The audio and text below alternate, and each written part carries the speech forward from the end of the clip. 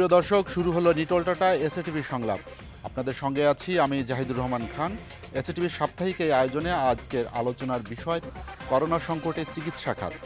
দর্শক, আলোচনার জন্য আমার সঙ্গে স্টুডিওতে আছেন সাবেক মন্ত্রী গোলাম সরওয়ার মিলন, দুদকের আইনজীবী অ্যাডভোকেট খুরশিদ আলম খান এবং স্বাধীনতা চিকিৎসক পরিষদ সাচিপের মহাসচিব অধ্যাপক ডাক্তার এম এ আজিজ।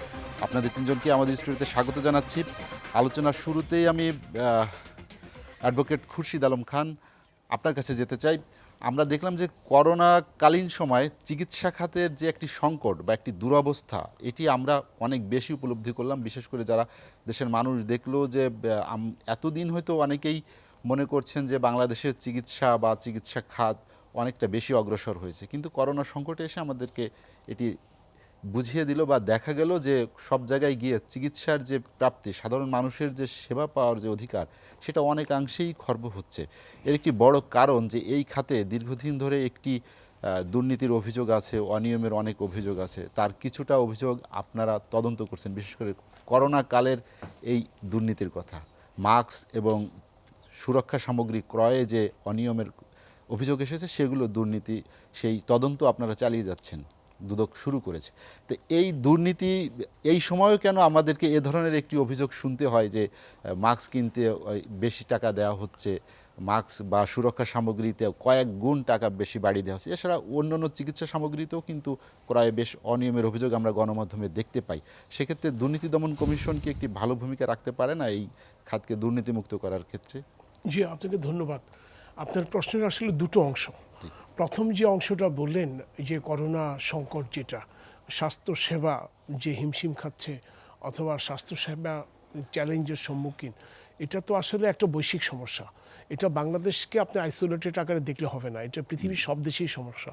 মার্কিন যুক্তরাজ্য, মার্কিন যুক্তরাষ্ট্র, পৃথিবীর সব জায়গায়, ভারতবর্ষ, পাকিস্তান, এই সমস্যাটা তো সবাই হিমশিম খাচ্ছে এবং সব দেশেরই স্বাস্থ্যখাত ভার্চুয়ালি কম বেশি ওলটপালট হয়ে গেছে।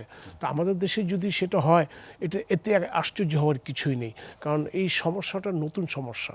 কখনো আমরা আগে এই ধরনের সমস্যা মোকাবেলা করিনি। 71 সালে আমরা যে মুক্তিযুদ্ধ করেছি, সেটা ছিল আমাদের দেশ স্বাধীনতার লড়াই, আর এটা হলো স্বাস্থ্যের ঝুঁকিমুক্ত লড়াই। কাজেই এবং পৃথিবীতে নতুন, আমাদের দেশে তো অবশ্যই নতুন, কাজে এখানে একটু সময় লাগবে, হিমশিম খাওয়াটাই স্বাভাবিক।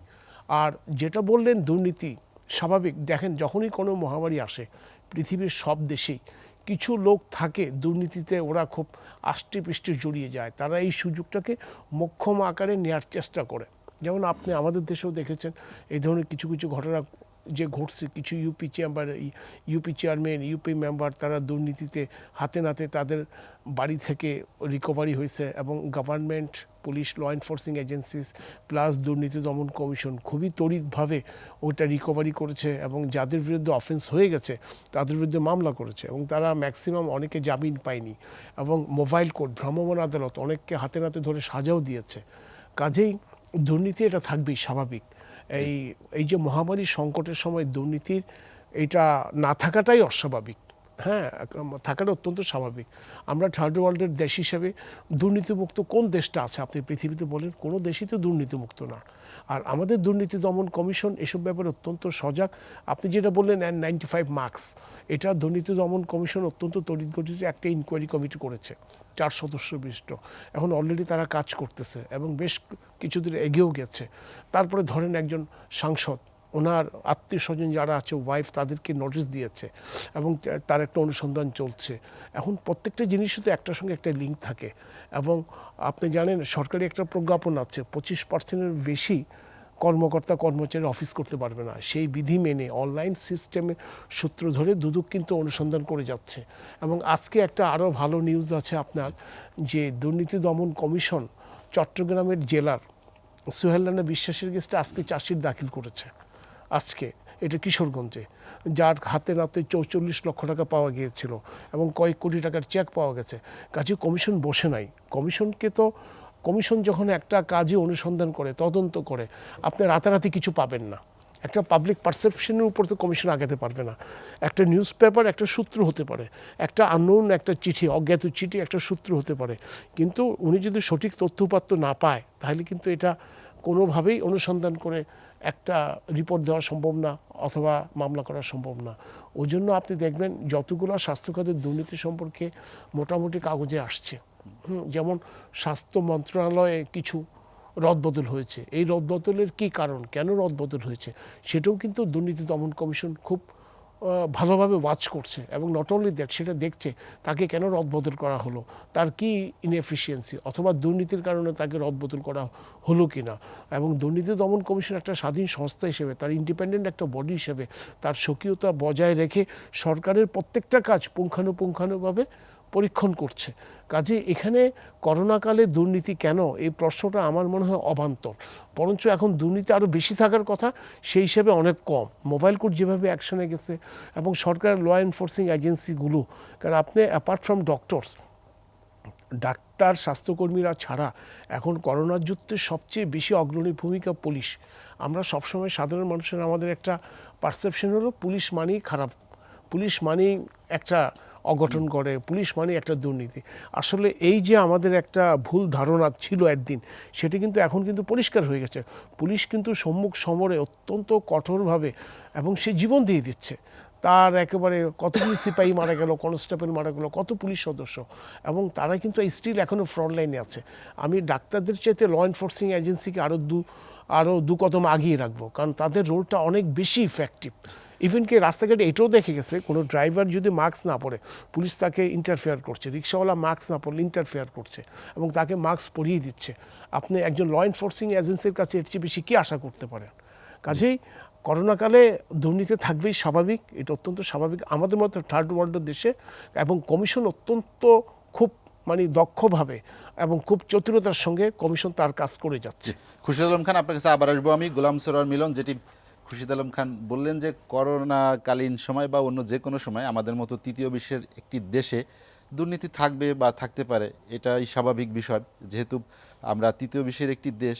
কিন্তু সেটি সহনীয় মাত্রায় থাকা উচিত। এবং আমরা দেখলাম যে বাঙালিদের একটি ঐতিহ্য আছে, যে কোনো সংকটকালীন সময়ে তারা যে অনেক উদার এবং তাদের যে একাগ্রতা যে কোনো বিষয়ে, আমরা দেখছি যে পারস্পরিক সহযোগিতার যে হাত বাড়িয়ে দেওয়া, এটি কিন্তু বাঙালিদের অনেক বেশি একটি ঐতিহ্য এবং দৃষ্টান্ত আছে এরকম অনেক। যেটি খুরশিদ আলম খান বললেন যে আমাদের মহান মুক্তিযুদ্ধের কথা, মুক্তিযুদ্ধের সময়ও কিন্তু বাঙালি এমনভাবে কাঁধে কাঁধ মিলিয়ে এই দেশের স্বাধীনতার জন্য যেমন যুদ্ধ করেছেন, তেমনি করোনাও কিন্তু একটি, আমাদের মাননীয় প্রধানমন্ত্রী বলছেন যে করোনা যুদ্ধে আমাদের জয় হবেই এবং আমরা যদি সম্মিলিতভাবে সেই প্রয়াস চালাই। তা আমরা দেখলাম যে যেটি খুরশিদ আলম খান বললেন যে স্বাস্থ্য মন্ত্রণালয়ে কিছু রদবদল হয়েছে, এই রদবদলই কি যথেষ্ট, যে এটি কি এই দুর্নীতির যে অভিযোগ সেটিকে মোকাবেলা করার জন্য? ধন্যবাদ জাহিদ ভাই, আজকে এমনি একটি সুন্দর আলোচনায় আমাকে আসার সুযোগ দিয়েছেন। সাথে আমি ধন্যবাদ জানাতে চাই অ্যাডভোকেট খুরশিদ আলম সাহেবকে, আজিজ ভাইকে, দুজন সজ্জন ব্যক্তির সাথে আমরা আলোচনা করছি, যারা আমি বলবো বাংলাদেশের দুজন কি ম্যান, যাদের কথা আমাদের শোনা উচিত, জনগণের শোনা উচিত। আপনি যে কথাটা আমাকে বললেন, আমি খুরশিদ আলম ভাইয়ের সাথে সহমত পোষণ করলেও দু একটি জায়গায় আমি একটু ভিন্ন মত পোষণ করতে চাই এইভাবে, যে সেটি হচ্ছে যে দুর্নীতি বিশ্বের সব জায়গায় আছে, আমাদের দেশেও আছে, সব সরকারের সময় ছিল কম বেশি। তো কথা হচ্ছে যে আমরা, ইটস এ মেডিকেল ওয়ার, আমরা একটা অনুবীক্ষণ যন্ত্র যাকে দেখি না, অনুবীক্ষণ জীব যাকে আমরা চোখে দেখি না। দ্বিতীয় বিশ্বযুদ্ধের পর এটা একটা বিরাট ঘটনা, পুরা বিশ্বের কাঠামোগত পরিবর্তন হতে যাচ্ছে। আমরা আজকে অনলাইনে শপিং করি, অনলাইনে মিটিং করি, অনলাইনে করি। আমি যেটা বলতে চাচ্ছি যে আজকে মাননীয় প্রধানমন্ত্রী শেখ হাসিনা তার ব্যক্তিগত উদ্যোগে, তাকে ধন্যবাদ জানাতে চাই এই কারণ ওনাকে সব কিছু দেখতে হয়। কেন ওনাকে সব দেখতে হবে? উনি ওভারসি করবেন অবশ্যই অ্যাজ এ প্রাইম মিনিস্টার। আমি স্বাস্থ্য মন্ত্রণালয়ের সম্মান রেখে বলছি, স্বাস্থ্য মন্ত্রণালয়ের আমি ইতিবাচক সমালোচনা করতে চাই। সেটা হলো বিগত 10 বছরে, এটা আমার প্রস্তাব ওনার বক্তব্যের প্রেক্ষিতে, বিগত 10 বছরে এই খাতে কত টাকা দেওয়া হয়েছিল এবং এই 10 বছরে কত টাকা ব্যয় অডিটেড ওয়েতে স্বচ্ছভাবে, কারণ স্বচ্ছতা, জবাবদিহিতা যদি এবং সুশাসন, এটাকে আমরা নিশ্চিত না করতে পারি, আমরা আমাদের মুক্তিযুদ্ধের চেতনাকে কিন্তু আমরা করতে পারবো না। আজকে দেশে অনেক উন্নয়ন হয়েছে, আজকে ভৌত কাঠামো থেকে আরম্ভ করে অনেক কিছু উন্নয়ন হয়েছে, মাননীয় প্রধানমন্ত্রী অনেক কিছু করেছেন, কিন্তু আজকে এইটাও ঠিক স্বাস্থ্য খাতে আজকে আমরা কেন আমেরিকার মতো দেশও পারে নাই, হিমশিম খাচ্ছে। কিন্তু আমাদের বক্তব্য হলো যে মাস্ক নিয়ে যেটা, যদি ওনারা অ্যাকশন নিয়েছেন, আমি ধন্যবাদ জানাতে চাই দুর্নীতি দমন কমিশনকে। শুধু এতে না, ইকবাল মাহমুদ সাহেব, আমি তাকে ব্যক্তিগতভাবে চিনি, ওনাদেরকে চিনি, ওনারা ওনাদের পক্ষ থেকে কমিটেড হতে ওনারা কাজ করছেন, এটা জনগণ থেকে ধন্যবাদ পাওয়ার মতো যোগ্য, যদিও তাদের সীমাবদ্ধতা আছে, ওনাদের সামনেই বলতেছি। তাদের কিন্তু লোকবল থেকে আরম্ভ করে, কারণ বাংলাদেশটা দুর্নীতিতে এমনভাবেই হয়েছে, এইটাকে আমাদের কিন্তু এখন আসল জায়গায় কথা বলতে চাই। রাজনীতিতে দুর্বৃত্তায়ন কিংবা দুর্বৃত্তায়িত রাজনীতি, আমি একজন রাজনীতিবিদ হিসাবে, একজন রাজনৈতিক কর্মী হিসাবে বলতেছি, এই দোষটা এই যে পেশাজীবী যারা আছেন, আমরা যদি তাদেরকে দেই, ভুল করা হবে। এই দায়িত্ব আমাদেরকে দিতে হবে, আমাদেরকে সোল সার্চিং করতে হবে, আমাদেরকে আত্মবিশ্লেষণ করতে হবে যে আর কত এই সময়। এখন কথা হচ্ছে যে এই মাননীয় প্রধানমন্ত্রী এখানে আন্তরিকতার সাথে উনি এটা করতেছেন, 4 ঘন্টাও ঘুমান না, ঠিক মতো কাজ করতেছেন, কিন্তু কি দেখা গেল, স্বাস্থ্য মন্ত্রণালয়ের দক্ষতা, সমন্বয়হীনতা এবং পাবলিকলি একটা মেসেজ যে কারেক্টলি যাওয়া দরকার যেভাবে, এটা যাচ্ছে না। এবং না যাওয়ার কারণে এই দেখেন, লকডাউন বলেন, কোয়ারেন্টাইন বলেন, এই লকডাউন কি এই দেশের লোক লকডাউন সম্পর্কে বুঝে, জানে? কোয়ারেন্টাইন এটা বুঝে, আইসোলেশন বুঝে, আপনারা বলেন যে কি সোশ্যাল ডিস্টেন্স, এটা বুঝে, হ্যাঁ, কিন্তু এটা প্র্যাকটিক্যালি হলো এটা ফিজিক্যাল ডিস্টেন্স, এটা স্যানিটাইজার, হ্যাঁ, স্যানিটাইজার। তো এই কথাগুলিকে যদিও আপনাদের মিডিয়াকে কিন্তু ধন্যবাদ জানাতে হয়, আপনারা যথেষ্ট সচেতনতামূলক কাজ করেছেন। পাশাপাশি এটাও ঠিক, শুধু সরকার কিংবা স্বাস্থ্য মন্ত্রণালয়কে কিন্তু আমরা যদি সমালোচনা করি, দোষ দিয়ে ভুল করা হবে। জনগণ আমরা সচেতন না, আমরা জনগণ। আবার এটাও ঠিক, দেখেন কত ইন্টারেস্টিং ঘটনা, আমি আমাকে দরকার হলে পরে একটু কম সময় দিয়ে, আমি 30 সেকেন্ড বেশি নেব আর কি। আপনি রিক্সাওয়ালা একটাও কিন্তু, আমি আমার জানা মতে দু একটা হইতে পারে, উনি ভালো বলতে পারবেন, সাথে উনি কোনো রিক্সাওয়ালা কিন্তু দেখবেন যে তার কোনো হয়েছে কিনা আমার সন্দেহ আছে, হইলে খুব নেগলিজেবল। কারা হচ্ছে জানেন? আমরা যারা এসিতে থাকি, গাড়িতে চড়ি, তাদের হচ্ছে। কেন? মানে এইখানে আমি যে মেসেজটা দিতে চাচ্ছি যে এরা খেটে খাওয়া মানুষ, এদের হয়তো অ্যান্টিবডি বলেন, ইমিউনিটি সিস্টেম বলেন, এটা হয়তো খুব স্ট্রং, এবং সত্যিকারভাবে আমরা এই যে যেমন ধরেন আমেরিকানদেরও কেন বেশি হয়েছে, ইউরোপিয়ানদের কেন বেশি হয়েছে, ইটালি কেন বেশি হয়েছে, যে তাদেরও একই অবস্থা, যে তারা শীতের দেশে বাস করে, তারা খুব ভালো হয়, কিন্তু আমাদের যে ইমিউন সিস্টেমটা, সেটা কিন্তু আমার মনে হয় তাদের চেয়ে বেশি, এবং আমাদের দেশের মধ্যে আবার রিক্সাওয়ালাদের বেশি। এটা আমি এই কথাটাই বোঝাতে যাচ্ছি। তো যাই হোক, আমি কনক্লুডিংয়ে আমি এই পর্যায়ে যেটা বলতে চাই, যে কথাটা দুর্নীতির ব্যাপারে কথাটা আসছেন, এখন এই দুর্বৃত্তায়িত রাজনীতি আর রাজনীতির যে দুর্বৃত্তায়ন, এটাকে একটা পর্যায়ে মাননীয় প্রধানমন্ত্রী যদি শক্ত হাতে এটাকে এক্সাম্পল তৈরি না করেন, কারণ স্বাস্থ্য খাতটা কিন্তু যেটা খুরশিদ আলম ভাই বলেছেন, হ্যাঁ স্বীকার করি, আমাদের এই বছরও যে বাজেট দেওয়া হয়েছে, ওনাদেরকে সে বাজেট আরও বেশি দেওয়া উচিত ছিল, 10,000 কোটি টাকা থোক বরাদ্দ দেওয়া হয়েছে, কিন্তু এটার কোনো দিক নির্দেশনা নাই। সুতরাং এই খাতটাকে আমার মনে হয় এটাকে রিস্ট্রাকচারিং করতে হবে, এটার উপর ফোকাসিং করতে হবে, প্রায়োরিটাইজ করতে হবে। যদি আপনার প্রায়োরিটি এটাকে না করা হয়, তাহলে আজকে এটা হয়তো আগামী 1-2 মাসে চলে যাবে আমাদের, এটা আমরা বিশ্বাস করতে চাই, কিন্তু আমাদের স্বাস্থ্যসেবাটা এবং শিক্ষা, এই দুইটা খাতকে যদি আমরা স্বচ্ছতা, জবাবদিহিতা, সুশাসনের ভিত্তিতে যদি আমরা এটাকে পরিচালিত না করতে পারি, আমরা তো একদিন চলে যাব, কিন্তু দেশটা কোথায় যাবে? গোলাম সরোয়ার মিলন, আপনার কাছে আবার আসবো আমি। অধ্যাপক ডাক্তার এম এ আজিজ, যেটি গোলাম সরোয়ার মিলন বললেন যে স্বাস্থ্য খাতের যে সংকট বা চিকিৎসা সেবা পাওয়ার বা সাধারণ মানুষের যে চিকিৎসা সেবা পাওয়ার যে অধিকার, সেটা অনেকাংশেই এখন ব্যাহত হচ্ছে। এটি কি আসলে সংকটকালীন এবং অজানা একটি ব্যাধি, সেজন্যই কি এটি তৈরি হয়েছে, নাকি এই সংকট আসলে দীর্ঘদিন ধরেই ছিল, যেটা আমরা জানতাম না? ধন্যবাদ আপনাকে। আসলে দেখুন, এই স্বাস্থ্য খাতের সংকট তো আছেই আমাদের এখন এই মুহূর্তে। আমাদের সাধারণ যে স্বাস্থ্য ব্যবস্থা, এই স্বাস্থ্য ব্যবস্থা আমরা মনে করি যে গত এক যুগে আমাদের স্বাস্থ্য ব্যবস্থার অনেক উন্নয়ন হয়েছে। আমরা যদি স্বাস্থ্য সেক্টরে অনেক অর্জন আছে, আমাদের সূচকগুলোতে আমরা এগিয়ে আছি। আমাদের যে ইনফ্রাস্ট্রাকচার, আমাদের বিভিন্ন মেডিকেল প্রতিষ্ঠান, আমাদের প্রান্তিক পর্যায়ে মানুষের যে চিকিৎসা, কমিউনিটি ক্লিনিক, অনেক কিছু আমাদের মানুষের গড়ায়ও বৃদ্ধি পেয়েছে। আমরা অনেক এগিয়েছি, এতে কোনো সন্দেহ নেই। আমাদের দেশের মাননীয় প্রধানমন্ত্রী কয়েকবার পুরস্কার পেয়েছে জাতিসংঘে। এটা ডেফিনেটলি আমাদের দেশের স্বাস্থ্য ব্যবস্থা অনেক এগিয়েছে, এতে কোনো সন্দেহ নেই। তবে এই মুহূর্তে এই নর্মাল স্বাস্থ্য ব্যবস্থার মধ্যে এই করোনা কোভিড-19 মতো একটা মহামারী, একটা বিপর্যয় এই স্বাস্থ্য ব্যবস্থার মধ্যে ঢুকে গেছে এবং যে ধাক্কা ইউরোপ আমেরিকাও সামলাতে পারেনি। তাদের স্বাস্থ্য ব্যবস্থা অনেক শক্তিশালী আমাদের চেয়ে, এটা ডেফিনেটলি সত্য। কিন্তু এই ভঙ্গুর অবস্থায় আমরা মনে করি যে এখনো এই নর্মাল স্বাস্থ্য ব্যবস্থা, বর্তমান সরকার এই মহামারী দুর্যোগের মধ্যেও কিন্তু আমরা এগিয়ে যাচ্ছি। আমরা অনেকে আমাদের সমালোচনা আমরা অনেক জায়গায় করি, কিন্তু বাস্তবতাটাও যদি আমরা চিন্তা করি যে এই কোভিড-19 আমাদের দেশের 8ই মার্চ ধরা পড়ার পরে আমরা স্বাস্থ্য সেক্টরে কিন্তু আমরা অনেক উদ্যোগ লক্ষ্য করেছি। আমাদের অনেক স্বাস্থ্য কাঠামোগত, চিকিৎসাগত অনেক রিফর্ম করতে হয়েছে। আমাদের জনবল বৃদ্ধি করছে, আমাদের হাসপাতালগুলো ব্যবস্থাপনা ঠিক করছে, চিকিৎসকদের প্রিপেয়ার করছে, ট্রেনিং দিতে হয়েছে, পিপি একটা নিউ কনসেপ্ট, সেটা WHO গাইডলাইনে তৈরি করতে হচ্ছে। আমাদের এই চিকিৎসার গাইডলাইন তৈরি করতে হয়েছে।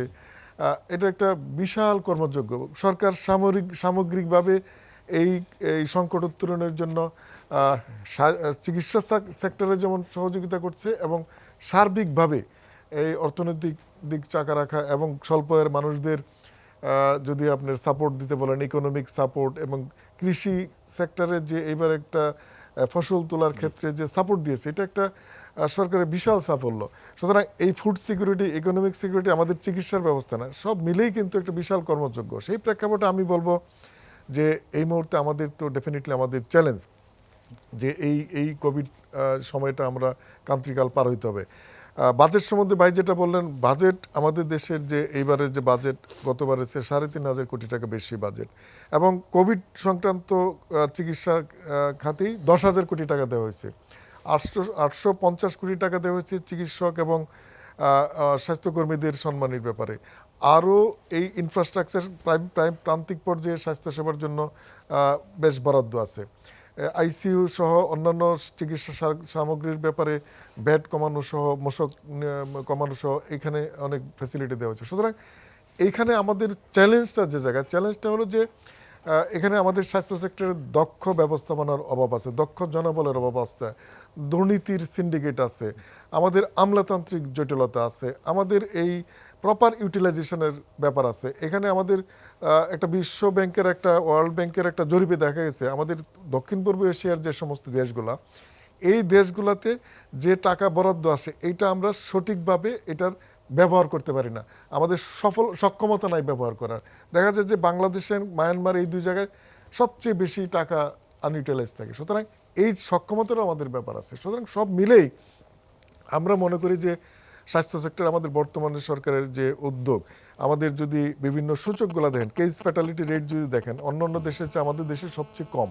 আর কোভিডের ধরনটাই দেখেন, আপনার ইউরোপ আমেরিকায় যে ধরনের ওদের আচরণ, আমাদের এই দক্ষিণ পূর্ব এশিয়ার দেশে কোভিডের আচরণটা একই রকম না। সুতরাং এইটা আমি মনে করি যে একটা লম্বা সময় হয়তো আরও এগোতে হবে। সেই সময়টা আমাদের এই লকডাউন পলিসি যেটা আছে সেটা আমাদের বাস্তবায়ন করতে হবে, জনগণের স্বাস্থ্যসেবা, স্বাস্থ্যবিধিগুলো মেনে চলতে হবে। সেইটা আমাদের সবাই যদি সচেতন থাকে, সরকারকেও যদি আমরা সহযোগিতা করি, তাহলে সমালোচনা না করে কিন্তু আমরা যদি সবাই নিজের কাজটা করি, তাহলে কিন্তু এটা একটা সফলতার দিকে যাবে। আমি একটা কথা বলতে চাই, একজন আমার খুব ঘনিষ্ঠ বন্ধু মানুষ, সরকারের কট্টর সমালোচক, একদিন সে সরকারের সমালোচনা করার জন্য বলছিলাম আমি তারা জিজ্ঞেস করলাম, আপনি একটাবার বলেন তো, এই যে আমাদের সরকারের মাননীয় প্রধানমন্ত্রী এই যে একটা বৈরী পরিবেশে যেভাবে দেশ চালাচ্ছেন কোভিড সহ সার্বিকভাবে, এইটা অন্য কোনো দ্বিতীয় রাষ্ট্রনায়ক বাংলাদেশে কোনো রাজনীতিবিদ আছে কিনা বলেন তো? সে নির্বাক, মানে দ্বিতীয় ব্যক্তি না। সুতরাং এইটা খুব সত্য। আমরা একটা আমরা একটা বিরতি নিয়ে আসছি। দর্শক, নিটল টাটা এসএটিভি সংলাপে নিচ্ছে একটা বিরতি, ফিরবো শীঘ্রই, সঙ্গেই থাকুন।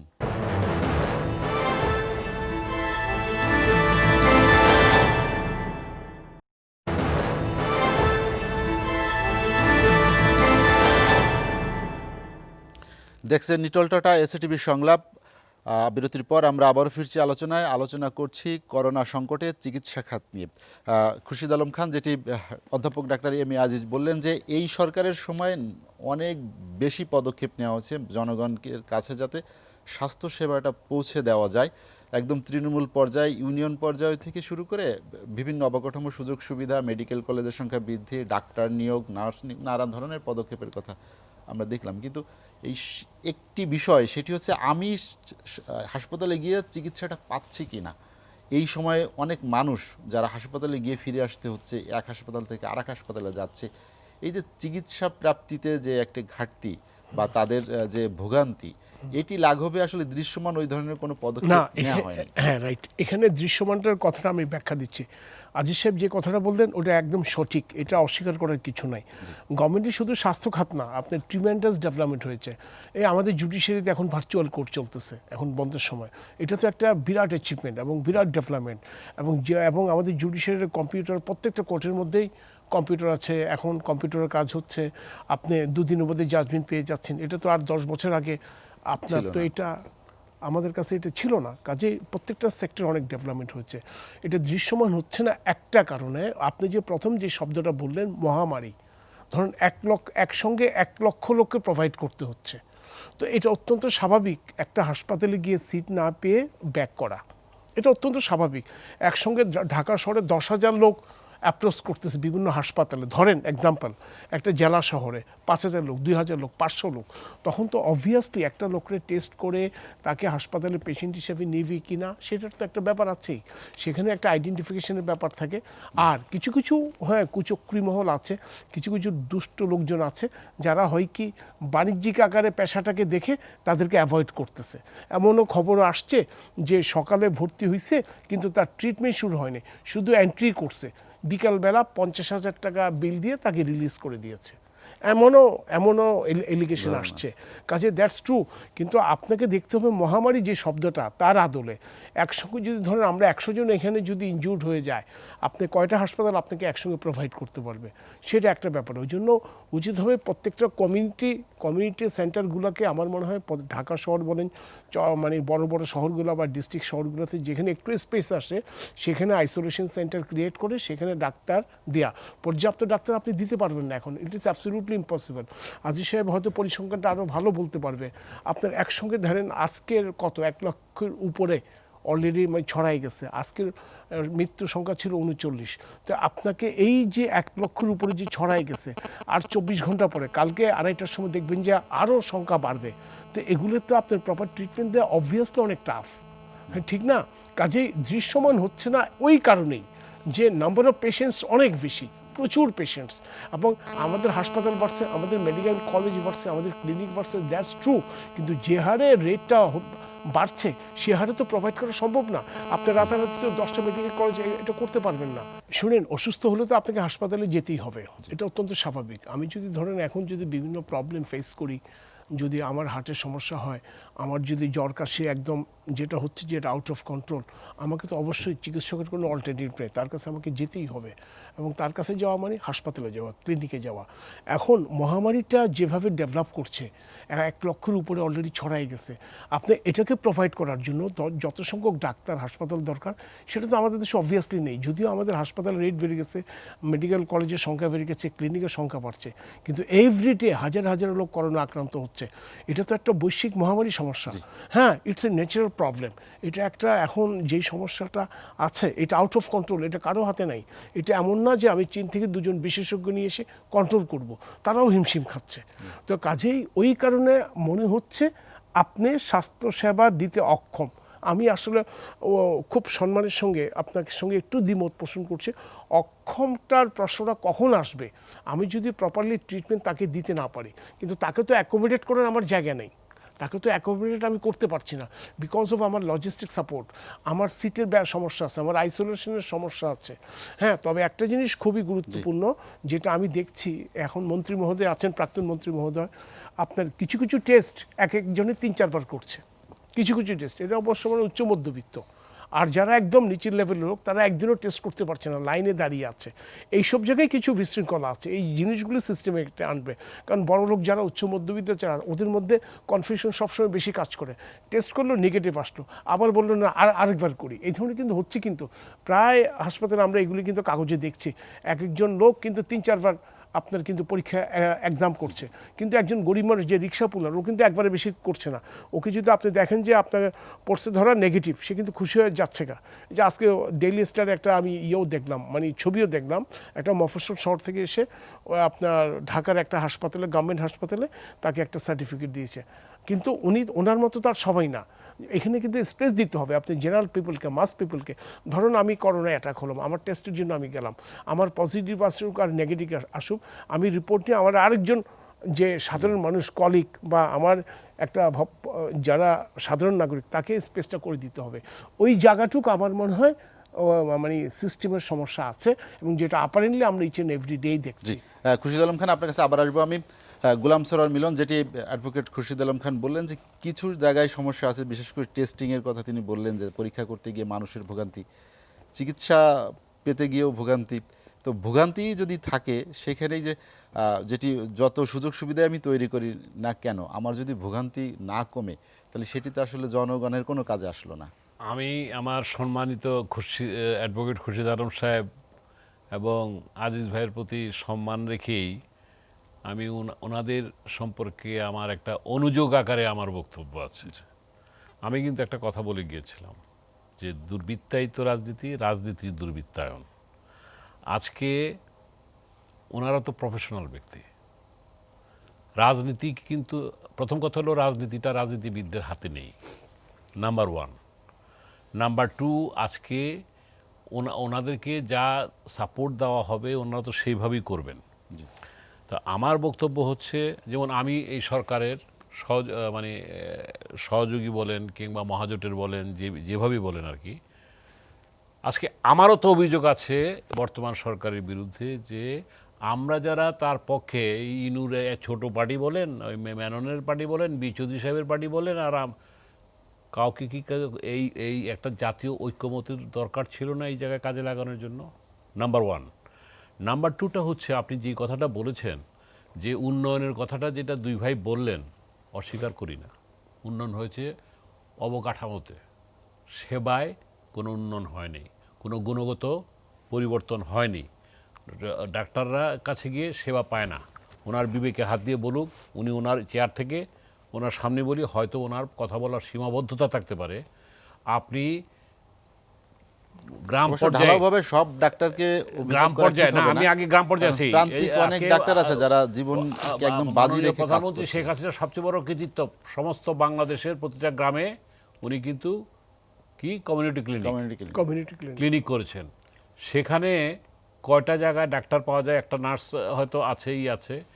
এই জিনিসগুলি ওনার পক্ষে তো একা সম্ভব না। আমি কিন্তু আমার প্রারম্ভিক বক্তব্যে বলেই গেছি, একটা সরকার মানে প্রাইম মিনিস্টার শেখ হাসিনা না। একটা সরকার মানে একটা সরকারের নির্বাহী বিভাগ থাকে, আইন বিভাগ থাকে, সংসদ থাকে।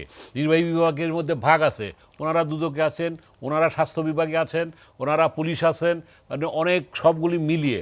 এখন সব যদি আমরা প্রাইম মিনিস্টারকে, অবশ্যই প্রাইম মিনিস্টারকে আমরা সম্মান করি তার ইনিশিয়েটিভের জন্য, কিন্তু ওনাকে সাপোর্ট করার জন্য যে টিম, যে পরীক্ষিত, যে কমিটেড লোক দরকার, সেইখানে অভাব আছে। আমি সেই জায়গাটা সমালোচনা করতে চাই। মানে আপনি বলতে চাচ্ছেন যে দক্ষ লোকের যেটা বলে গেছেন উনি, যদিও কেউ বলে গেছেন যে দক্ষ ব্যবস্থাপনা কিংবা আজকে সেই দক্ষতার অভাবটা রয়ে গেছে। এবং আপনি যাই বলেন, আজকে যেমন উন্নয়ন হয়েছে, বৈষম্য তেমন বেড়েছে। সেটি প্রভাবই কি করোনাকালীন সময় স্বাস্থ্য খাতে পড়েছে? না, বৈষম্য তো এটা অন্য জিনিস। আর করোনাকালে যেটা হয়েছে, দেখেন, যেটা ভাই বললো কারেক্টলি বলছে উনি, মার্চ মাসে যখন ধরা পড়লো, আমেরিকা নিজেও বুঝে নাই, তারা বুঝে নাই, পশ্চিমারা বুঝে নাই, কিন্তু উদাহরণ তো আরও আছে। চীন, ভিয়েতনাম, সাউথ কোরিয়া, আপনি আজকে Vietnam, Bhutan, Nepal, how they tackle it. আমরা কেন মানলাম, প্রথম কথা হলো আমরা তো এই জিনিসটার জন্য প্রস্তুত ছিলাম না, আমাদের এইটা ছিল না, কিন্তু তারপরে যে প্রস্তুতির দরকার ছিল, যে জনগণ একজন শোনেন, উনি যেটা বলেছেন পুলিশ আজকে মারা যাচ্ছে, তারা এই যেটা আশা করা যায় নাই, ডাক্তাররা তো ফোরফ্রন্টে ডাক্তাররা ফাইট করতেছে, অস্বীকার করবেন, নার্স বলেন। আজকে এই জায়গাটায় কেন আপনারা এই কথাটা বলতে সাহস পাচ্ছেন না যে হ্যাঁ মাস্ক নিয়ে দুর্নীতি ছিল, যে বা যারাই করুক, এটা আপনারা এইভাবে বলতে পারেন? মাস্ক নিয়ে দুর্নীতি হয়েছে, আপনি কিংবা এর আগে আল্লাহ বেস্ট নসিব করুক, আমাদের অনেক নেতা মারা গেছেন, অনেকেই করেন, এই স্বাস্থ্য ডিপার্টমেন্টে যে দুর্নীতি হয়েছে, ভাই পাশে আছে হয়তো এই মুহূর্তে, ওনার কাছে তথ্যপাত্র না থাকলে কিংবা কৌশলগত কারণে উনি দুর্নীতি বলবেন না না, হলে অনুসন্ধান হবে কেন? হবে সেটাও কেন? তো, উনি সেটাও অনুসন্ধান তো। তো করেন নাই। হ্যাঁ, অনুসন্ধান হবে কিভাবে? আমার কথা হলো কি, যে আজকে এই যে জিনিসটা, যে কারণে আমি প্রথমেই কিন্তু একটা বলে গেছি যে বিগত 10 বছর ধরে যে সরকার ক্ষমতায় স্বাস্থ্য খাতে কত টাকা জমা হয়েছে, আমি তো প্রথমেই বললাম যে উন্নয়ন যথেষ্ট হয়েছে, কিন্তু সেই উন্নয়নটা অনেক জায়গায় ঠিক মতো হয়নি। বালিশকাণ্ড থেকে আরম্ভ করে অনেক উদাহরণ তো আমাদের সামনে আছে, এটা তো অস্বীকার করার উপায় নেই।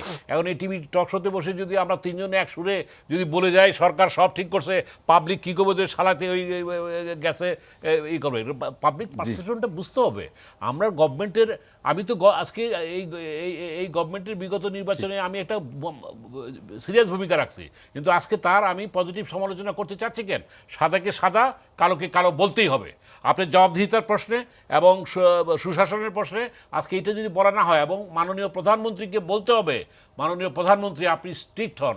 উনি যদি একটি উদাহরণ, আমি কিন্তু একটাতে কথা দিয়ে শুরু করেছি যে আমি কিন্তু আমার ঘাড়ে দোষ নিচ্ছি, আমার ঘাড়ে বলতে আমরা যারা রাজনীতি করি, এই যে রাজনীতির দুর্বৃত্তায়নটা যদি উনি স্টপ করতে পারেন, উনি কিছু ওই চাউল চোর ধরছে, এটা ঠিক, কিছু করছে।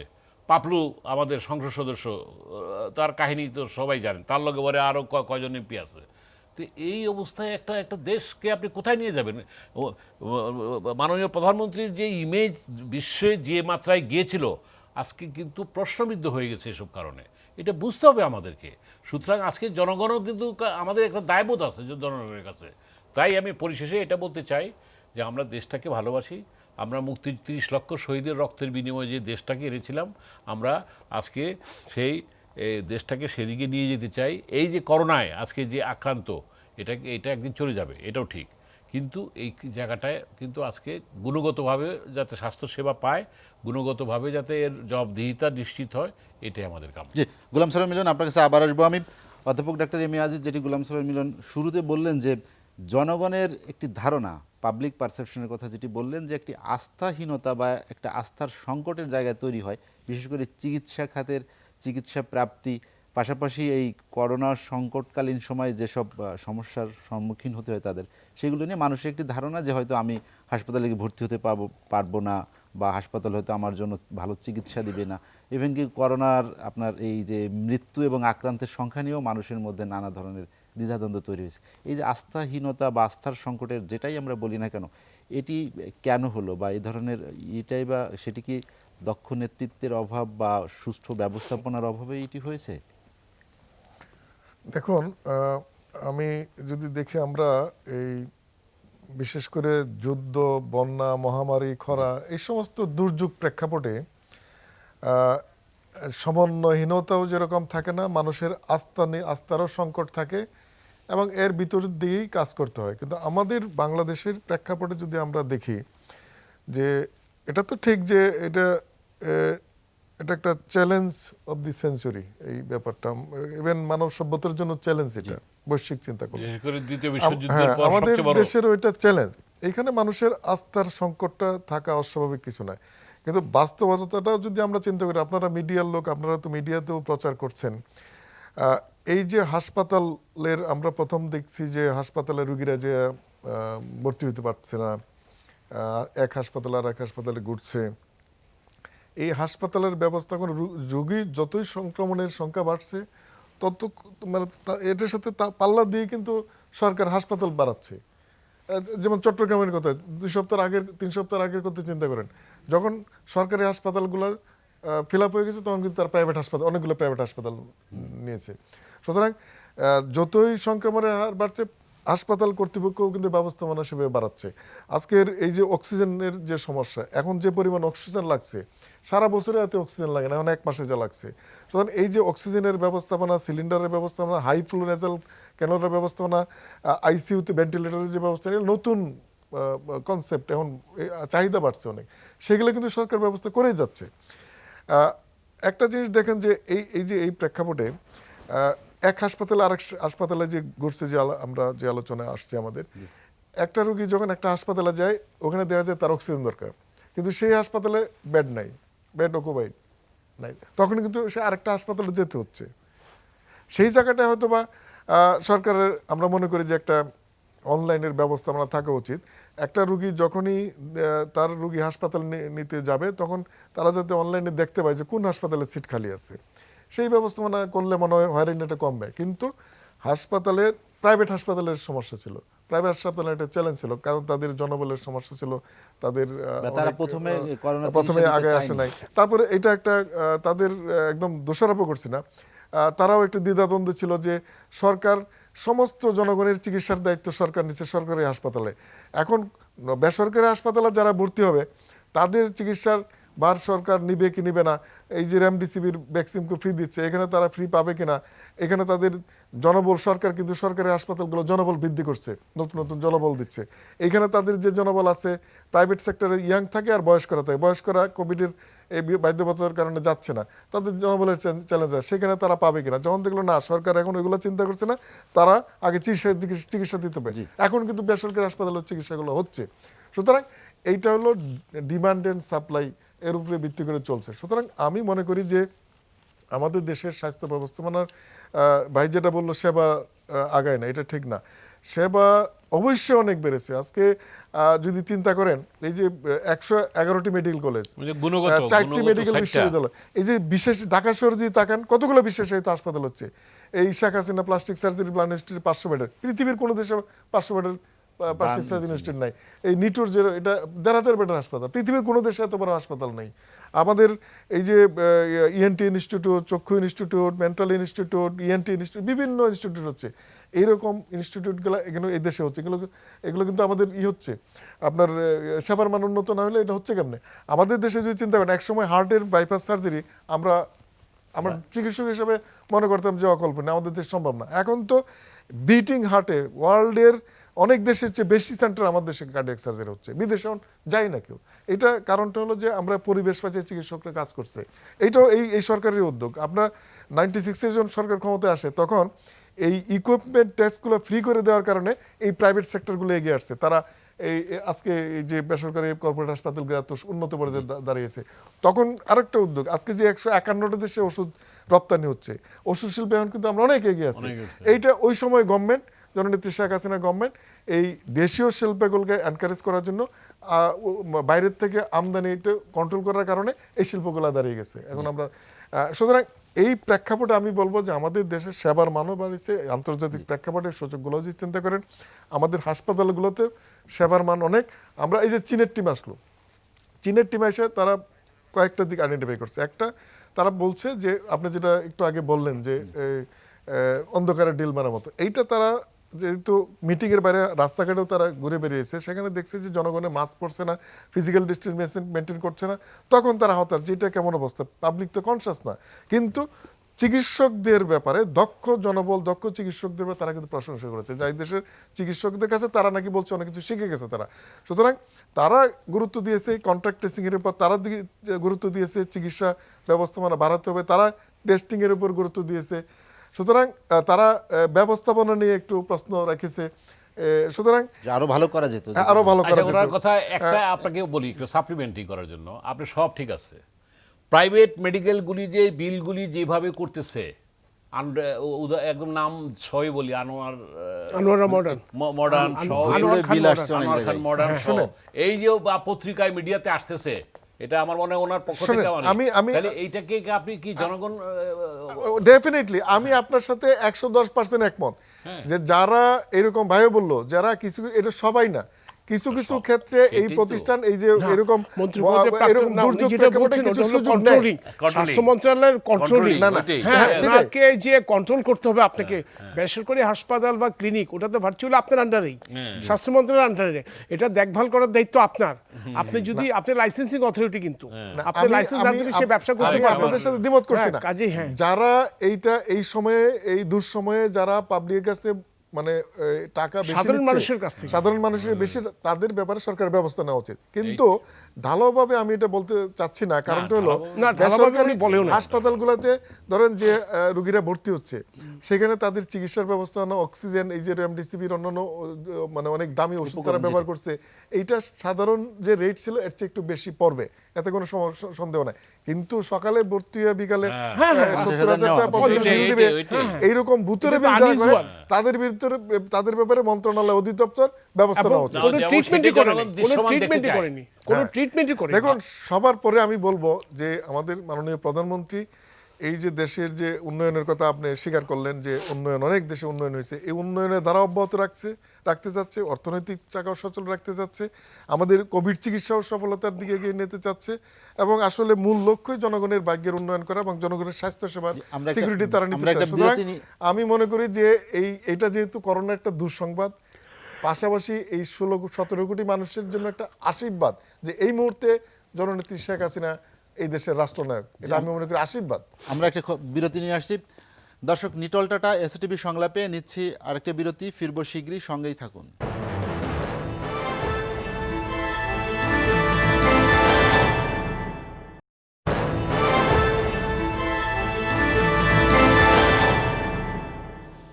দেখছেন নিটল টাটা এসটিভি সংলাপ। আমরা আলোচনা করছি স্বাস্থ্য খাতের সংকট নিয়ে, করোনা সংকটে স্বাস্থ্য খাত নিয়ে। আমরা কথা বলবো অ্যাডভোকেট খুরশিদ আলম খান, যেটি আমরা বিরতির পরে আবার আপনার কাছে আসতে চাই। যেটি আপনি প্রথমে বলছিলেন যে স্বাস্থ্য মন্ত্রণালয়ের যে একটি নিয়ন্ত্রণ, বিশেষ করে আমরা দেখলাম যে করোনা সংকট শুরু থেকেই বেসরকারি হাসপাতালগুলো সেইভাবে এগিয়ে আসেনি, যেটি সর্বশেষ দিকে সংযুক্তি হয়েছে তারা, এবং অনেক চেষ্টার পরে তারা এই হাসপাতালে চিকিৎসা দেওয়া শুরু করেছে। যদি প্রথম থেকে তারা এগিয়ে আসতো তাহলে মানুষের এই ভোগান্তিটা তো অনেকাংশে না, কমে আসতো। ওটা ট্রু, দ্যাটস ট্রু। মানুষের ভোগান্তি অনেক কমতো, সাধারণ মানুষ অনেক বেশি স্পেস পেত। কিন্তু প্রথমেই তো জিনিসটা ট্রেস আউট করাই তো ডিফিকাল্ট। যেভাবে মহামারীটা আসছে, আমাদের এখানে করোনার ডিটেকশন হচ্ছে 8ই মার্চ 2020, 8ই মার্চ। এখন সঙ্গে সঙ্গে জিনিসটা বুঝতে হতে সময় লাগে। আর তাছাড়া কথা হলো, সরকারের স্বাস্থ্য অধিদপ্তর কিন্তু সরকারি হাসপাতালগুলো কন্ট্রোলে রাখছে, বাট বেসরকারি হাসপাতালগুলো কন্ট্রোলে রাখতে পারেনি। এখন যেটা কিছুটা কন্ট্রোলে আসছে। এখন প্রাক্তন মন্ত্রী মহোদয় যেটা বললো, ওনার সঙ্গে একটা প্রশ্নে আমি একদম সম্পূর্ণ একমত, যে কম্বাইন্ড একটা টিম ওয়ার্ক, ওটা ঘাটতি আছে, ওটা ঘাটতি আছে। প্রাইম মিনিস্টারের আন্তরিকতা, ওনার পরিশ্রম, ওনার মেধা, এতে কারো কোনো সন্দেহ নাই। কিন্তু যে জায়গাটাতে সবাই আমরা দেখছি দৃশ্যমান, সেটা হলো কম্বাইন্ড টিম ওয়ার্ক। আপনার যদি কম্বাইন্ড টিম ওয়ার্ক যদি না থাকে, তাহলে সে অনেক ক্ষেত্রে আপনার আন্তরিকতা বা ভালো কাজ করা সত্ত্বেও আপনি ফেল করতে পারেন। যেমন ধরেন ফুটবল 11 জনের খেলা, এটা 11 জনের একটা টিম ওয়ার্ক, কিন্তু এটা একজন কোনো কিছু করতে পারে, হয়তো গোল দেয় একজন বা দুজন, কিন্তু একটা ইটস এ টিম ওয়ার্ক। যেমন ক্রিকেট একটা টিম ওয়ার্ক। এই যে স্বাস্থ্য সেবার ক্ষেত্রে এখন যে প্রতিবন্ধকতা, এটার জন্য লাগে কম্বাইন্ড একটা টিম ওয়ার্ক। এবং আমি মনে করি স্বাস্থ্য মন্ত্রণালয় বিইং এ কন্ট্রোলিং এজেন্সি, তাকে অনেক বেশি ভিজিলেন্ট হতে হবে। পার্টিকুলারলি বেসরকারি হাসপাতালের উপর তাকে অনেক বেশি ভিজিলেন্ট হতে হবে। এবং নট অনলি দ্যাট, আমি মনে করি বেসরকারি হাসপাতালে মোবাইল কোড ফাংশন করা উচিত, তার প্রত্যেক দিন রেজিস্টার চেক করা উচিত, সে কী হারে বিল নিচ্ছে, কার কাছ থেকে কত বিল নিচ্ছে। ধরুন সকালে ভর্তি হয়ে রেজিস্ট্রেশনটা লেখালো, কোনো ট্রিটমেন্ট হলো না, বিকেলে 5টার সময় বললো না এখানে হবে না, 50,000 টাকা আপনার কাছে বিল নিয়ে দিচ্ছে। এটা আনইউজুয়াল। এখন তো মানুষের কাছে এক টাকা 1 লক্ষ টাকার মতো। মধ্যবিত্ত, উচ্চ মধ্যবিত্ত, সচ্ছল মধ্যবিত্ত সবাই হিমশিম খাচ্ছে। সেখানে একটা লোক যদি সকালে গিয়ে বিকেলে গিয়ে 50,000 টাকা হাসপাতালে ফিস দিতে হয়, এর চেয়ে বড় লজ্জার আর কি আছে। এই জায়গাটুকু স্বাস্থ্য মন্ত্রণালয়ের কাজ করতে হবে। একটা মন্ত্রণালয় রাতারাতি তার কাছ থেকে সব কাজে আপনি আশা করতে পারেন না, এটা অত্যন্ত স্বাভাবিক। সেখানে তাদের এক নিজস্ব লোকবলের ব্যাপার আছে, লজিস্টিক সাপোর্টের ব্যাপার আছে, এবং তার নিজস্ব ভেটিংয়ের দরকার, কোথায় কিভাবে প্রসিড করবে। যেমন আমি যখন একটা মামলা করি, দুদক বা সরকার যখন একটা মামলা করে তার আগে একটা ভেটিং হয় 4-5 জন এক্সপার্টের মধ্যে, এই মামলাটা আমি করলে কতটুকু যেতে পারবো, সেইটা স্বাস্থ্য মন্ত্রণালয় জিনিসটা ভেটিং দরকার। তারা তো রাত দিন পরিশ্রম করছে, কাটছে। কারণ আমার যেটা মনে হয় বেসরকারি হাসপাতাল এখনও নট ফুললি কন্ট্রোল, তারা এখনও আউট অফ কন্ট্রোল। তাদেরকে যদি আপনি কন্ট্রোলে আনতে পারেন, তার যদি দেখভালটা যদি খুব প্রপারলি করতে পারেন, তাহলে আমার মনে হয় এই জিনিসটা মোকাবেলা করা অস্বাভাবিক কিছু না। এই জিনিসটা মোকাবেলার জন্য কি দরকার, আপনার অ্যাওয়ারনেসটা দরকার, সচেতনতা। এই সচেতনতাটাকে দেখভাল করতে হবে স্বাস্থ্য মন্ত্রণালয়, যেহেতু উনি মাদার মিনিস্ট্রি এখন বর্তমানে যে সমস্যাটা হচ্ছে। এই যেমন আপনার সোশ্যাল ডিস্টেন্স, স্যানিটাইজার, এখন আজিজ সাহেব যেটা কথা বললেন অনলাইনে, হ্যাঁ ফাইন, এটা ভালো, এটা একটা একটা একটা স্টেজ পর্যন্ত। একটা সাধারণ মানুষ অনলাইন তো তার কাছে না, একটা রিক্সা পুলার বস্তিতে হাজার হাজার লোক বাস করছে, ওরা তো অনলাইন না। সেখানে তো আপনাকে একটা অল্টারনেটিভ ব্যবস্থা করতে হবে। অনলাইন হতে একজন শিক্ষিত লোক পর্যন্ত ঠিক আছে, যে হয়তো ম্যাট্রিক পাস করছে, ইন্টারমিডিয়েট পাস করছে, ওখানে একটা যদি ভালো ছেলে থাকে ওর ফ্যামিলিতে, ও অনলাইন বসতেছে, দেখতেছে, ফাইন্ড আউট করতে পারতেছে কোন হাসপাতালে কোন জায়গায় খালি আছে। কিন্তু একদম বস্তিবাসের মধ্যে, যেমন হ্যাঁ আমাদের ঢাকা শহরে এখন প্রচুর বস্তি, সেখানে যদি করোনা হয় সে কোন হাসপাতালে যাবে? ওইটা আপনার ফিল্ড লেভেলে কাজ করতে হবে, এবং ওই লেভেলের স্বাস্থ্যকর্মীর সংখ্যা অনেক বৃদ্ধি করতে হবে। দরকার হলে মাইকিং করতে হবে। ধরেন বস্তি উচ্ছেদ করতে হয়, আমাদের আইনে আছে, কোনো জায়গায় যদি উচ্ছেদ করতে হয় আপনাকে লিফলেট বিতরণ করতে হবে, মাইকিং করতে হবে। মাইকিং করলে তার একটা প্রিভিয়াস একটা আসে যে এই সময় আমারটা ভাঙচুর হবে। তো এই জন্য যদি মাইকিং করে, অ্যাওয়ারনেস বিল্ড আপ করে গ্রাস রুট লেভেলে, তাহলে অনলাইন একটা পর্যন্ত, ধরেন আমাদের দেশে 16 কোটি লোক, অনলাইনের সঙ্গে কয়টা লোক ইনভলভ? ধরেন 5 কোটি ম্যাক্সিমাম, এর বেশি তো আর হবে না। তা আরও 11 কোটি লোক, তাদের অ্যাওয়ারনেস বিল্ড আপের জন্য আপনাকে ফিল্ড লেভেলে যেতে হবে, এবং তাকে দেখভাল করে জায়গা মতো পৌঁছে দিতে হবে। এই জায়গাটুকু আমি মনে করি ডিউ রেসপেক্ট, ওনার সমস্ত কাজের সঙ্গে আমরা হাইলি স্যাটিসফাইড, কিন্তু এই জায়গাটুকু যদি উনি ডেভেলপ করতে পারে, আমাদের স্বাস্থ্য সেবার পরিমাণটা 100% পৌঁছে যাবে। জি, খুরশিদ আলম খান, আপনার কাছে আবার আসবো আমি। গোলাম সোরান মিলন, আমরা চিকিৎসা খাতের সংকট নিয়ে কথা বলছিলাম, কিন্তু এর সাথে আরেকটি বিষয় সম্পৃক্ত, সেটি হচ্ছে প্রশাসনিক বিষয়। যেমন করোনা একটি সংক্রামক ব্যাধি, এবং একে নিয়ন্ত্রণে রাখা, নিয়ন্ত্রণ করার জন্য কিছু পদক্ষেপ সরকার নিয়েছে। আপনি জানেন এর মধ্যে যে আমরা সাধারণ ছুটি ঘোষণা হয়েছে, এবং সেটি আরও কয়েক দফায় বাড়িয়ে দেওয়া হয়েছে, যাতে কোনোভাবেই মানুষের একজন আরেকজনের সংস্পর্শ থেকে একটু দূরে থাকতে পারে, সংক্রমণটা যাতে দ্রুত না ছড়ায়, এ ধরনের কিছু পদক্ষেপ নিয়েছে। সম্প্রতি red zone, yellow zone, green zone, 3টি জোনে ভাগ করে বিভিন্ন অঞ্চলে রেড জোনগুলোকে পুরোপুরি লকডাউন করার কথা বলা হচ্ছে। কিন্তু সেটি নিয়েও যে একটা বিভ্রান্তি তৈরি হয়েছে জোনিং নিয়ে, সে কারণে সব জায়গায় লকডাউনগুলো কার্যকর হচ্ছে না। এই যে এটা কি প্রশাসনিক একটি দুর্বলতা কি? আপনি তো আসল জায়গায় আসলেন। আমি কিন্তু প্রথমেই আমার বক্তব্যে যেটা বলতে চেষ্টা করছি, খুরশিদ ভাই বুঝতে পেরেছেন আমার বিশ্বাস, আজিজ ভাই বুঝতে পেরেছেন, সব কিছু হলে মাননীয় প্রধানমন্ত্রী। একটা একটা প্রধানমন্ত্রী যে 18 ঘন্টা কাজ করে, তার ইকুইলিব্রিয়াম লেন্থে যদি উনি যদি কাজ না করে, যেটা উনি বললেন, টিমে যদি ম্যারাডোনা যদি লুলামার্কা টিম নিয়ে খেলে গোল দিতে পারবে? আমার প্রশ্নটা হলো, আজকে যে কথাটা আপনি বললেন, এই ছুটি দিয়ে কী হয়েছে? এটা তো আরও খারাপ হয়েছে। লকডাউন করলে সিরিয়াস লকডাউন করা উচিত ছিল। এখন বলতেছে কি মেয়রদের উপর দায়িত্ব দিচ্ছে, এটা ভালো, জনপ্রতিনিধিদের সম্পৃক্ততা থাকবে। এখন ম্যাপিং করতে গিয়ে সমস্যা হতে পারে। ঢাকা শহর, গিঞ্জি শহর, গলি ঠিক করা, ম্যাপিং করা, ওই কত 1 লাখে কত 10 জন 60 জন, এগুলি করা একটা আছে, হয়তো 2-4 দিন এটা করবে।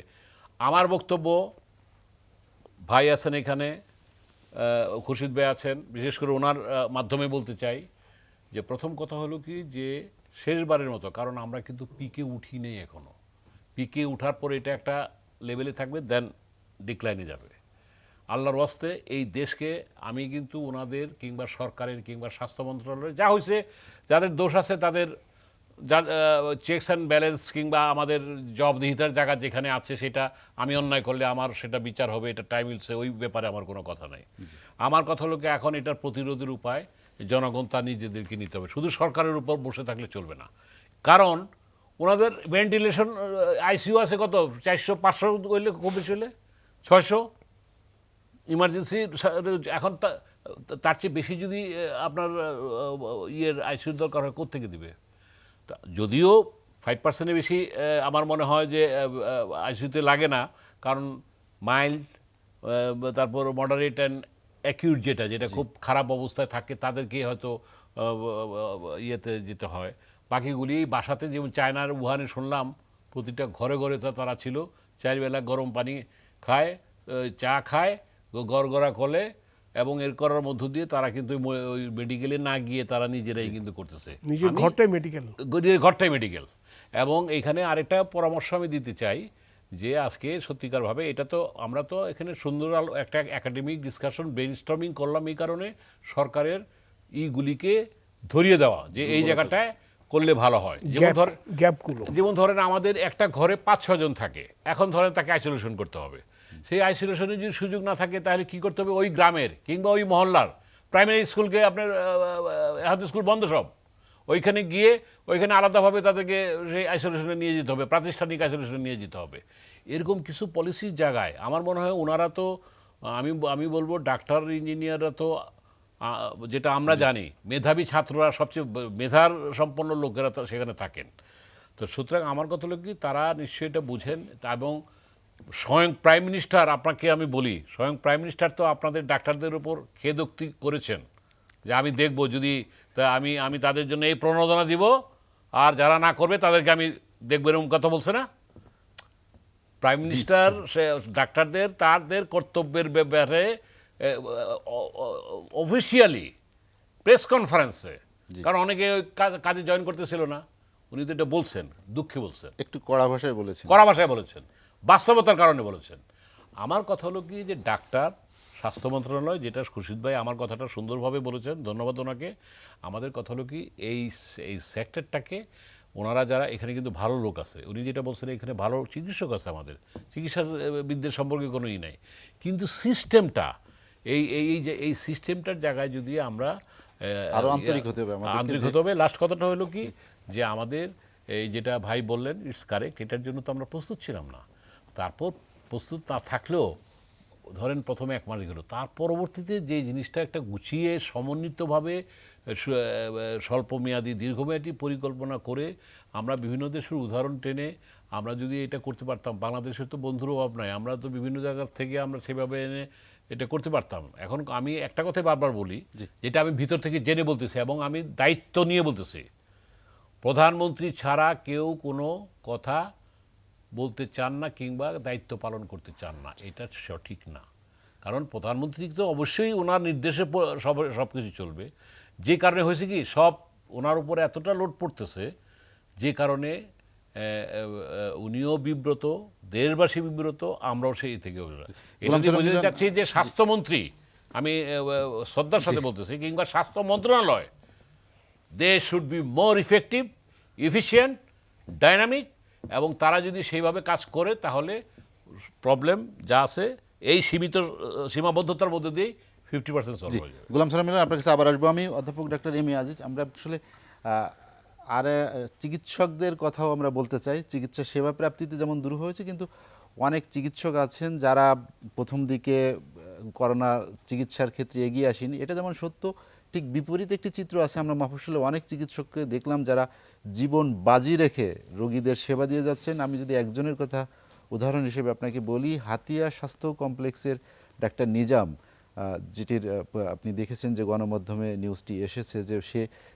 তার প্রাণান্ত চেষ্টা, সার্বক্ষণিক চেষ্টা চালাচ্ছেন যে একজন রোগীকে নিয়ে আসতে। এই ধরনের ডাক্তারদের যেমন উদাহরণ আছে, আবার অনেক ডাক্তারদের চেম্বার বন্ধ করে চলে গিয়েছেন, বা অনেকেই বলছেন যে এই করোনা আক্রান্ত রোগীদের সরিয়ে নেওয়ার জন্য বলতেছেন। এ ধরনের একটি বৈপরীত্য আছে।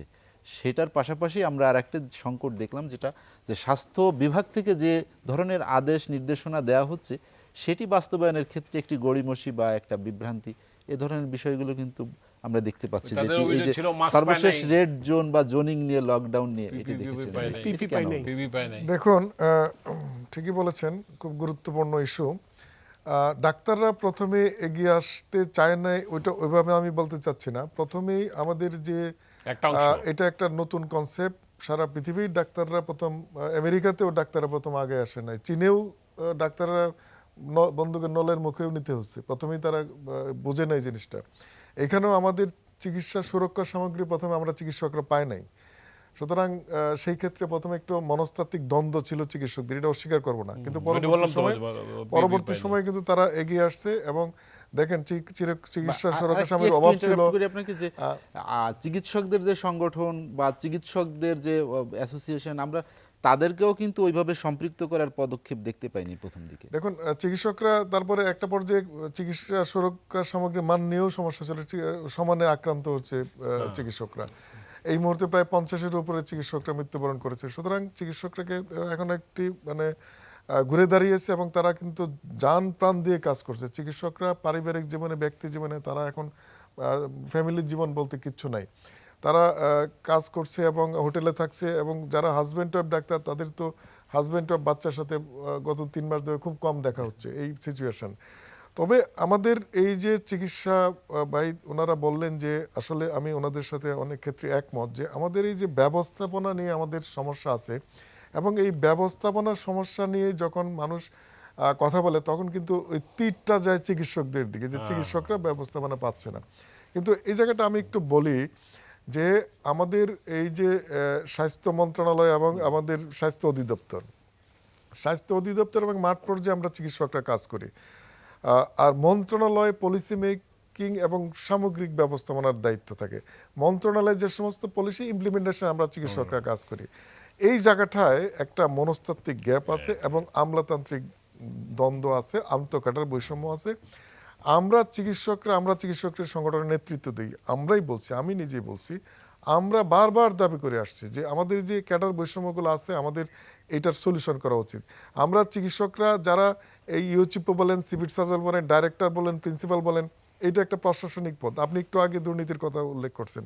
এই জায়গাগুলো যারা আমরা চিকিৎসকরা যাব তাদেরকে ট্রেনিং দেওয়া দরকার, তাদের ফাইন্যান্সিয়াল রুল জানা উচিত, তারা এই যে টেন্ডার প্রক্রিয়া জানা উচিত, তাদের এনে সবার ট্রেনিং দেওয়া উচিত। অন্যান্য ক্যাডারের ক্ষেত্রে দেখেন বছরে 10 বার ট্রেনিং দেয়, আমাদের এই সারা জীবনে চাকরিতে রিটায়ারমেন্টে যে একবার ট্রেনিং পায় না। সুতরাং এই জায়গাটা ট্রেনিংটা দেবে কি? মন্ত্রণালয় করবে। এটা মন্ত্রণালয়ের বৈরী ভাব আছে একটা, আমরা চিকিৎসকরা ভালো চালাই কেন জানি মনে হয় এটাও তারা চায় না। সুতরাং এই জায়গাটা সব দায়িত্ব আমাদের কাঁধে এসে পড়ে। আমরা কিন্তু বারবার বলেছি এই যে এগ্রিকালচার ক্যাডার দেন 8টা ক্যাডার আছে, আমরা মনে করি যারা প্রশাসনে লাইনে থাকবে ডাক্তাররা, তাদের একটা বিসিএস হেলথ অ্যাডমিনিস্ট্রেশন একটা ক্যাডার থাকো, যারা শিক্ষক বিসিএস এডুকেশনের একটা ক্যাডার থাকতে পারে। এই যে ফ্যামিলি প্ল্যানিং দেখেন, ফ্যামিলি প্ল্যানিং চিকিৎসকরা মেডিকেল অফিসার ঢুকে মেডিকেল অফিসার এসে রিটায়ারমেন্টে যায়, আর ওইখানে খবরদারি করে কাজ করতেছে আমলারা। এই আমাদের family প্ল্যানিংয়ে deputy secretary, joint secretary, মন্ত্রণালয়, অধিদপ্তর সব তারা। সুতরাং এই জায়গাটায় যদি বিসিএস ফ্যামিলি প্ল্যানিং ক্যাডার থাকে, একটা আমাদের চিকিৎসকরা সেখানে কিন্তু তারা তাদের টায়ারে যেতে পারে। আমরা বিসিএস এর যে আমরা সেবা, বিসিএস হেলথ সার্ভিস একটা ক্যাডার থাকতে পারে। এরকম যদি ঢেলে সাজানো না যায়, আছে একটা ক্যাডার আছে বিসিএস শুধু health and population control, BCS শুধু স্বাস্থ্য, এর বাইরে কেউ নাই। এটা ফ্যামিলি প্ল্যানিং হচ্ছে, ডাক্তারদের নাই। সুতরাং এই জায়গাটাকে যদি আমরা ঢেলে না সাজানো যায় স্বাস্থ্য ব্যবস্থা, এবং প্রত্যেকটা টায়ারের এ গ্রেডের আমাদের চিকিৎসকরা 3rd গ্রেডে যাওয়ার পরে, প্রফেসর 3rd গ্রেডে যাওয়ার পরে এই প্রফেসরদের সময় যারা সালাম দিত অ্যাসিস্ট্যান্ট সেক্রেটারি, তারা প্রফেসর সেক্রেটারি হয়ে যায়, আমাদের প্রফেসর আর উঠতে পারে না, ফাইন্যান্সিয়াল অসুবিধা পায় না, আর উপরে ওঠা যায় না। সুতরাং এই জায়গাটায় দ্বন্দ্ব আছে, এবং এই জায়গাটা অনেক দ্বন্দ্বের ফলেই আমরা কিন্তু স্বাস্থ্যসেবা অনেক বিঘ্নিত হয়। সুতরাং এই জিনিসগুলো আসলে আমার সরকারের নোটিশে আনতে হবে, আনলেই দেখবেন যে অনেক সলিউশন হয়ে যাবে। তবে আমাদের অনেক সমস্যা আছে, যেমন এই যে অনেক মানে এই যে টেস্টিং ফ্যাসিলিটি নিয়ে, এই টেস্ট নিয়ে আমাদের অনেক আলাপ আলোচনা। ভাইও অনেকে বললেন যে এই ঠিকমতো পায় না, পজিটিভ আসে, রিপোর্ট খারাপ আসে, কিংবা যারা একটু প্রভাবশালী তারা বেশি করছে, একজনের মানে 7জন যায় চিকিৎসা করছে, সাধারণ লোক বঞ্চিত হচ্ছে। এই জায়গাগুলো এটা খুব সেন্সিটিভ। দেখেন এই কোভিড টেস্ট, আরটিপিসিআর টেস্ট, এটা নিয়ে মানুষ অনেক সমালোচনা করে। এইটা পৃথিবীর মেডিকেল সায়েন্সের সবচেয়ে জটিল টেস্ট। এটার মেশিন, এটার ব্যবস্থাপনার অ্যাক্সেসরি সেট আপ, এটার ম্যান পাওয়ার, এটা কিন্তু একদম ডিফারেন্ট। এবং এই জায়গাটায় ধরেন এই যারা দক্ষ টেকনোলজি লাগবে, যারা এই সংগ্রহ করবে স্যাম্পল, যারা পরিবহন করবে, সংরক্ষণ করবে, পরীক্ষা করবে, এই প্রত্যেকটা জায়গায় স্বচ্ছতা থাকতে হবে। এটা একদম বৈজ্ঞানিক যেভাবে আছে, এই স্যাম্পলটা কত ডিগ্রি থেকে কত ডিগ্রি আপনার প্রিজারভেশন রাখতে হবে, যতদিন আপনার অনেক সময় 2-4 দিন ডেলিও হয়। এই কোথাও যদি সমস্যা হয় সেটা, এই পরীক্ষাটা যে 100% কারেক্ট তা না, 70% আপনার হয়, বাকি 30% তো ভুল রেজাল্ট আসতে ভুল পারে। result আসতে পারে। সুতরাং এই যে আর এই পরীক্ষার ক্ষেত্রে কোথাও যে আমি যে পদ্ধতিগুলো বললাম সেখানেও কোথাও যদি ব্যাহত হয় তাহলে ভুল রেজাল্ট আসবে। সুতরাং এইটা নিয়েও কিন্তু আমাদের মধ্যে সমস্যা আছে। আরেকটু বলছি আমি এই পরীক্ষার ক্ষেত্রে শেষ করছি, এই পরীক্ষার আসলে জনবল বৃদ্ধি করা উচিত এবং বাসার থেকেই কালেক্ট করা উচিত ছিল। এই কারণে কালেক্ট করা উচিত ছিল, ধরেন আপনার ফ্যামিলিতে রোগী আছে, সে কিন্তু এই হয়তো নিজের পরিবহন নাহলে এই গণপরিবহনে ওই সেন্টারে যাচ্ছে পরীক্ষা দিতে, পরীক্ষা করাইতে, স্যাম্পল দিতে। এই যে যাওয়া আসা এখানেও কিন্তু সে ছড়াচ্ছে। আজকে যদি লকডাউন পলিসিটা বাস্তবায়ন করা যায়, সেই লকডাউনের এরিয়াগুলোতে যদি টেস্টিং সেন্টারগুলো এভাবে বাসাতে কালেক্ট করা যায় তাহলে কিন্তু রোগ ছড়াবে না। এখন কিন্তু ছড়াচ্ছে, ওই যে যারা পরীক্ষা করতে যায় স্যাম্পল এক জায়গাতে আরেক জায়গায় যাচ্ছে, এক জায়গায় লাইন পাচ্ছে না আরেক জায়গায় যাচ্ছে, এরা কিন্তু ছড়াচ্ছে। সুতরাং এই জায়গাগুলো যারা বিশেষজ্ঞরা যারা আছেন, যারা ম্যানেজমেন্টে তারা আছে, ব্যবস্থা নিয়ে অধিদপ্তর মন্ত্রণালয়, তারা কিন্তু এটা নোটিশে আনা উচিত। সেখানে কিন্তু এই জায়গায় কিন্তু ছড়ানোর অনেক সংক্রমণ অনেক বাড়ছে, এই কারণেই বাড়ছে অনেক অধ্যাপক সংক্রমণ। ডক্টর এম এ আজিজ, আমরা একটা বিরতি নিয়ে আসছি। দর্শক, নিটল টাটা এসএটিভি সংলাপে নিচ্ছি আর একটা বিরতি, ফিরবো শীঘ্রই, সঙ্গেই থাকুন।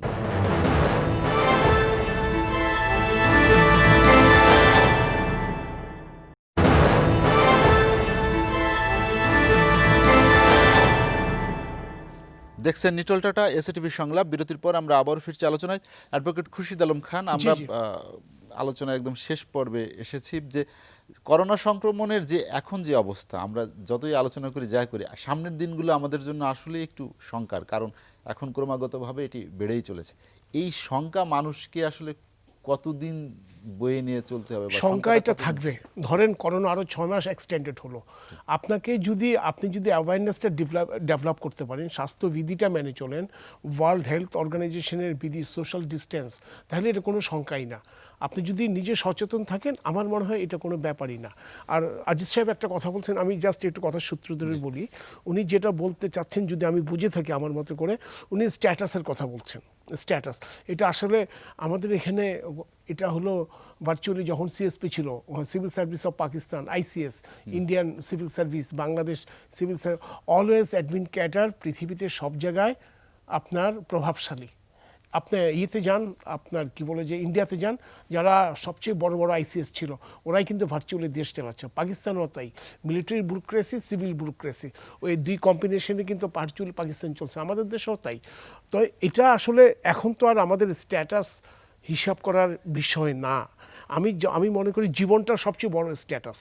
একজন ডাক্তার, একজন স্বাস্থ্যকর্মী যদি মানুষের একটা জীবন বাঁচাতে পারে এবং সে যদি জীবন বাঁচিয়ে যদি সাধারণ মানুষের একটা রিকগনিশন পায়, এর চেয়ে বড় স্ট্যাটাস আর কি আছে? ওনার যেটা সমস্যা, এটা ইনহারেন্ট একটা সমস্যা, প্রত্যেকটা সার্ভিস ক্যাডারের মধ্যেই কিন্তু এই সমস্যাগুলো আছে। হ্যাঁ, যে যারা ফ্যামিলি প্ল্যানিং তারা অ্যাডমিন ক্যাডারের আন্ডারে কাজ করে, কাজে ফ্যামিলি প্ল্যানিং আলাদা ক্যাডার হওয়া উচিত। এটা হলো একটা সময়ের ব্যাপার। এটা সরকার যখন তার নীতি নির্ধারণের সিদ্ধান্ত নেবে তখন জিনিসগুলো আপনাকে প্রপোজ করতে হবে, বাট এখন তো সেই সময় না। আপনার মধ্যে আউট অফ ফ্রাস্ট্রেশন থাকতে পারে, একজন প্রফেসর আর একজন সচিব, গালফ অফ ডিফারেন্স। প্রফেসর হতে অনেক সময় লাগে, অনেক পড়াশোনা করতে হয়, অথচ একজন সচিব হয়ে উনি পুরো ছড়ি ঘুরাচ্ছে। এটা ঘুরাবেই, সিস্টেমটা তাই, ইন্ডিয়াতেও তাই, পাকিস্তানেও তাই। আইসিএসদের খবরদারিতে এখনও পুরা সিভিল আপনার হেলথ সেক্টরের কোনো স্ট্যাটাসই নেই ইন্ডিয়াতে।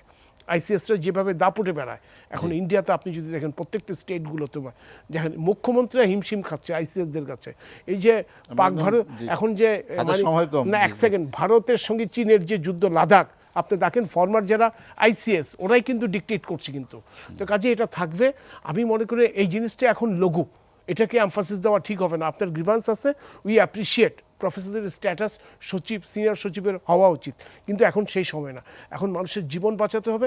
আপনি যদি জীবন বাঁচাতে পারেন, সাধারণ মানুষের রিকগনিশন, এর চেয়ে তো বড় স্ট্যাটাস আর কি হতে পারে? জি, অ্যাডভোকেট খুরশিদ আলম খান, আপনাকে অসংখ্য ধন্যবাদ আমাদের সঙ্গে আলোচনা যোগ দেওয়ার জন্য। গোলাম সরোয়ার মিলন, যেটি আমরা শুরুতেই আলাপ করেছিলাম যে আমাদের করোনা সংক্রমণের ভীতিটা কিন্তু মানুষের মধ্যে থেকে কাটেনি, বা সেটিকে নিয়ন্ত্রণ করার জন্য অথবা এই অবস্থাটা একটু স্বাভাবিক করার জন্য যে প্রশাসনিক পদক্ষেপ, সে বিষয়গুলোও কিন্তু দৃশ্যমানে, বিশেষ করে লকডাউনটা কার্যকর করার ক্ষেত্রে অনেক দ্বিধাদ্বন্দ্ব সব জায়গায়। বিশেষ করে গতকাল আপনি দেখেছেন যে মাননীয় মেয়র ঢাকা উত্তরের আতিকুল ইসলাম, তিনি বলেছেন যে স্বাস্থ্য বিভাগ থেকে যে দিক নির্দেশনা, যে ম্যাপিং, সেটি তারা হাতে পায়নি। হাতে পাওয়ার পরেও তাদের আরও প্রায় 48 ঘন্টা লাগবে। আমি 2 মিনিটে আমি কনক্লুশন এইভাবে টানতে চাই। ভাই অত্যন্ত সুন্দরভাবে, খুরশিদ ভাই উনি যা বলেছেন যথার্থ বলেছেন আমার জানা মতে, কারণ এই ব্রুকে আমলাতান্ত্রিক ইয়ের কারণে আজকেই হচ্ছে, এবং সেইটাকেই করতে হলে আমাদেরকে রিফর্মে যেতে হবে এবং ইট উইল টেক টাইম। আমি ব্যক্তিগতভাবে বিশ্বাস করি এইটা মাননীয় প্রধানমন্ত্রী বাংলাদেশে অনেক কিছু করেছেন যেটা অতীতে হয় নাই, এটাও হবে। কিন্তু এখন আমাদের যে জিনিসটা আপনি প্রশ্ন করেছেন, এই বৈশ্বিক এই সমস্যা, এই কোভিডকে সাথে যুদ্ধ করতে হলে আমাদেরকে কড়া একটা লকডাউনে যেতে হবে, এবং সেইটা যদি আমরা সেই কড়া লকডাউনে আমরা না যেতে পারি তাহলে এইভাবে করলে এই সংখ্যা বাড়তেই থাকবে। উনি ডাক্তার হিসেবে উনি আমার কিন্তু চেয়ে ভালো বর্তমান যে জানবেন। পদ্ধতি অনুসরণ করছে সেটি কি সঠিক কিনা? কোনটা? যে আংশিক লকডাউন না, বা একটি এলাকা লকডাউন? আমি ব্যক্তিগতভাবে মনে করি যে এটা টোটালি 10 দিন হোক 15 দিন হোক একটা করা একটা অ্যাজ এ হোল লকডাউন। হ্যাঁ লকডাউন করে দেন, তারপর এটাকে টেনে এটা কমন সেন্সে যেটা সচেতন নাগরিক হিসেবে বুঝি, ডাক্তার সাহেবরা আরও ভালো বুঝবেন। এবং সেই কারণে আমার মনে হয় যে আমরা দেশটাকে বাঁচাতে চাই।